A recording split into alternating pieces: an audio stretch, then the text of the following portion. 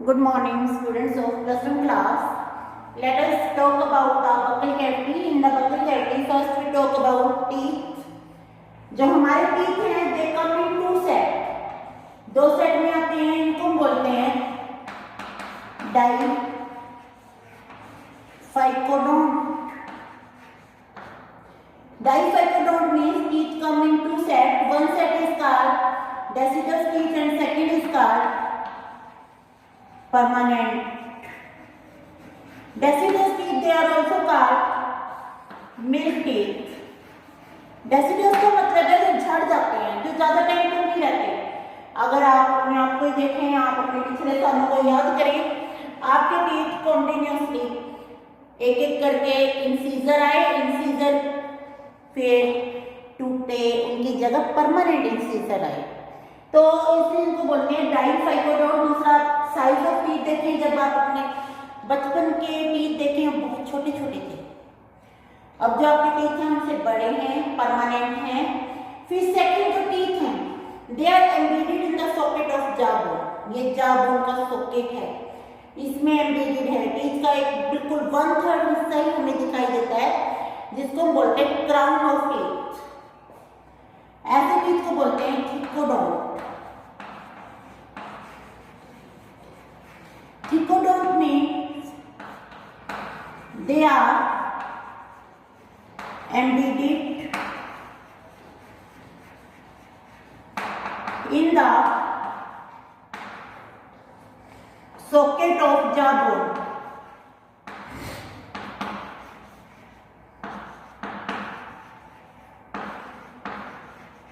Next characteristic of teeth, they are heterodont.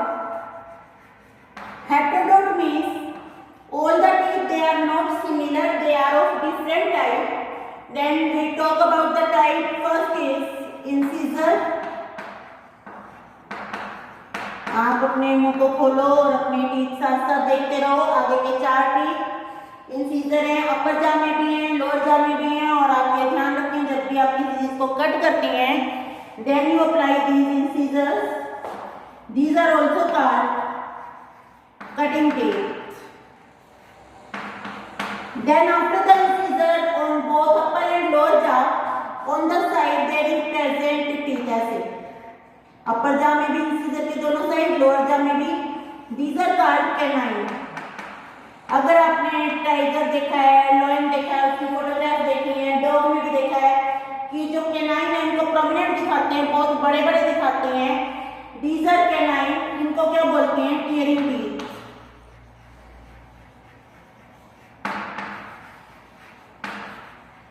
These are bearing and tearing teeth. These are canine. Third is premolar and fourth is molar. These are called grinding teeth. इनकी help से हम food को अच्छे से grind करते हैं. Then we talk about our dental formula.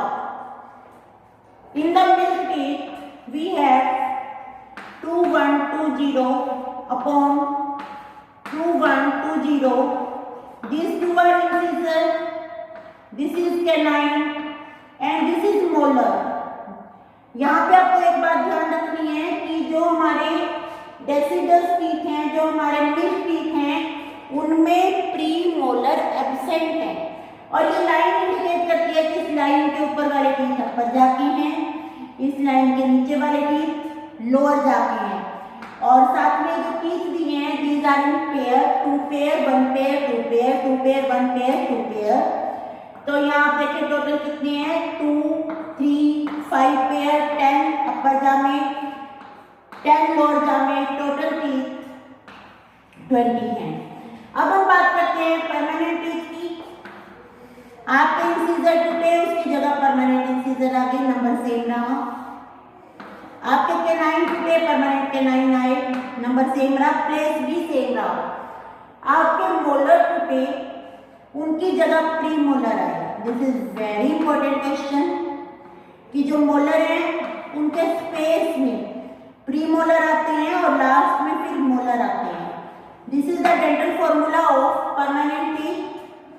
अब आप यहाँ काउंट करें 3, 5, 8, 16 ऑन अपर जा एंड 16 ऑन लोअर जा, टोटल नंबर ऑफ टीथ 32। यहाँ से फिर बेटा एक कॉम्पिटिटिव एग्जाम के लिए क्वेश्चन निकलता है कि हमारे जो टीथ हैं they are diphyodont, they come in 2 set but there are some teeth which come in 1 set only. How many teeth? They come once during the lifetime. अब आप देखो permanent teeth 32 है और milk teeth 20 है, that means 16 teeth they come once in life.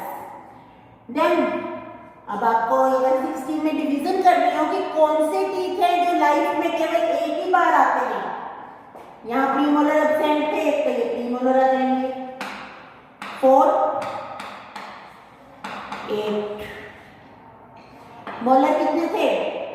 Molar थे 8, यहाँ कितने आ गए 12, तो 8 premolar and last molar, sorry यहाँ 12 आएगा। These are the 12 teeth which come once in the life. 12 teeth they are monophylodont। अगर अभी भी आप अपने जा को अच्छे से देखेंगे आपके लास्ट मोलर नहीं आए हैं। लास्ट मोलर को विजडम टीथ बोलते हैं। क्यों बोलते हैं? ऐसा नहीं होता, कई बच्चे कहते हैं कि या अपने पेरेंट्स से, ग्रैंड पेरेंट्स से पूछो, पहले कहा जाता था जब अकल जा रही है तभी अकल आएगी, ऐसा नहीं है। विजडम टीथ इसलिए बोलते हैं कि तब आता है जब आपको अकल आ चुकी होती है। Then these are the number of teeth. फिर हम बात करते हैं स्ट्रक्चर ऑफ टूथ। अब एक क्वेश्चन कई बार जो पूछा जाता है, the hardest material found in human being, that is called enamel. That is the part of tooth that is called enamel. अब हम बात करते हैं, फर्स्ट हम डायग्राम ड्रॉ करेंगे, that is the structure of tooth. अब आप सोचें और बताएं, अपने मन में बताएं, फिर आंसर मैं बताऊंगी। अगर आपको लगता है आपका ठीक है तो मेरी तरफ से अपने आप को वेरी गुड। जो हमारी टीथ हैं दे आर लिविंग और non living. Our teeth are living। कई बार ठंडा गर्म लगता है, फिर आप देखते हैं कि जब आपके टीथ आए, नए टीथ आए, उनमें ग्रोथ भी हुई, तो ग्रोथ के लिए एक पोर्शन ओपन है, that is called pulp cavity.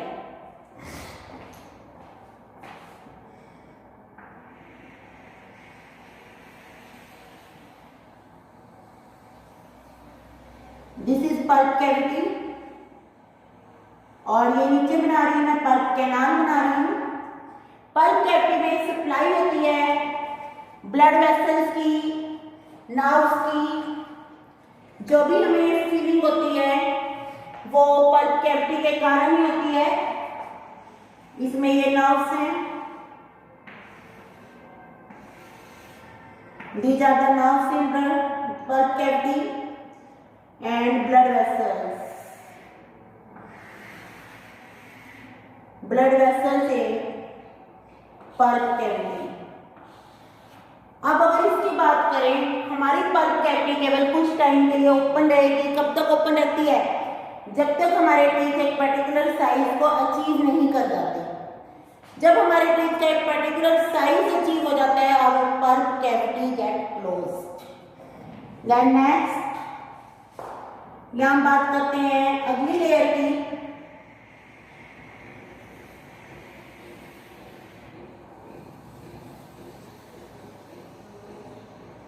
This is dentine और यहाँ पर सीमेंटिंग मटेरियल प्रेजेंट है, जिससे ये अब एक छेद है, उसमें आपको ईंट लगानी है, तो ईंट को ऐसे ही फंसा दोगे तो निकल जाएगी। तो ये सीमेंटिंग मटेरियल के साथ जॉइन है।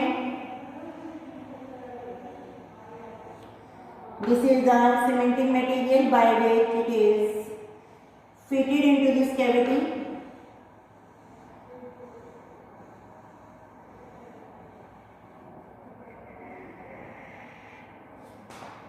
इसके ऊपर भी एक पोर्शन है, दैट इज कॉल्ड एनेमल। जो आपको वाइट दिखता है, white of tooth, that is enamel. और इसको हम बोलते हैं क्राउन।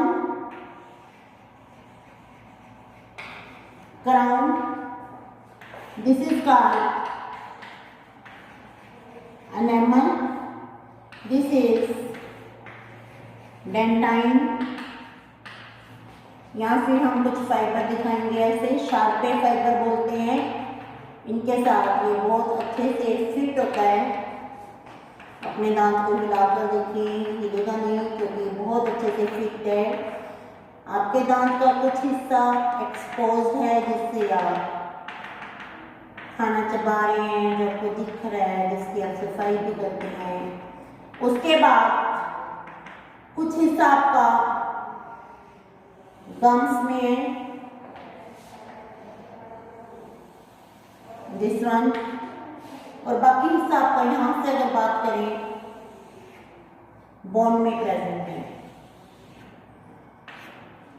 तो ये वाला हिस्सा जो बोन में प्रेजेंट है इसको बोलते हैं रूट।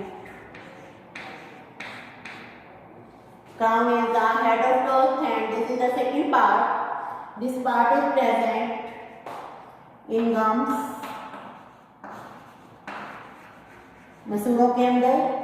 और लास्ट इज कॉल्ड रूट। यहाँ पे क्या जाएगी, दिस इज जॉ बोन।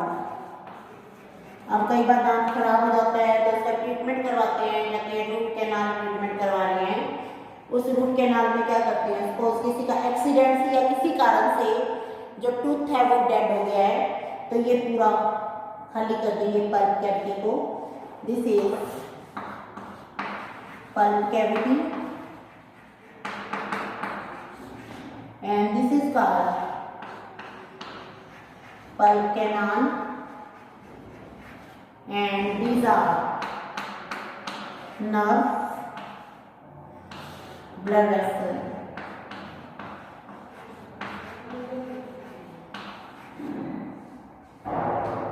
तो उसमें पूरी इसको खाली कर दिया जाता है और उसको जैसे फिल कर दिया जाता है, क्योंकि यहाँ पे जो नर्व है वो ऑलरेडी डैमेज हो गई है, टूथ में हम काम ही नहीं कर पा रही हैं। This is called RCT, root canal treatment. अब कई बार आपने सुना होगा दांत को कीड़ा लगते हैं, ऐसा कुछ नहीं होता, कीड़ा नहीं होता। This is the bacteria. जब दिन में क्या है, दिन में हम लगातार मुंह खोल रहे हैं, बोल रहे हैं, खा रहे हैं, तो कंटिन्यूअस हमारे अंदर एयर जा रही है। तो वेंटिलेशन से क्या होता है, एयर से बहुत सारे जर्म्स अपने आप खत्म हो जाते हैं। रात को आपने कुछ मीठा खाया और जो कि स्टिकी है आपके दांतों में चिपक के रह गया, और उसके बाद बैक्टीरिया को स्पेस मिल गया, साथ साथ बैक्टीरिया को फूड मटेरियल मिल गया है शुगर की फॉर्म में। बैक्टीरिया उस फूड मटेरियल को ले रहे हैं और एसिड प्रोड्यूस कर रहे हैं।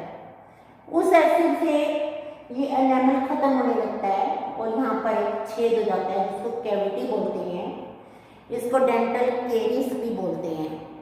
तो आज के लिए आपके लिए एक लेसन है, brush your teeth. Brush your teeth twice a day. That is very important after breakfast, after dinner. That is very important to protect your teeth throughout your life. तो इवनिंग में डिस्कस करेंगे हम। अगर आपको कोई problem आती है इसके बारे में, this is all about the structure of tooth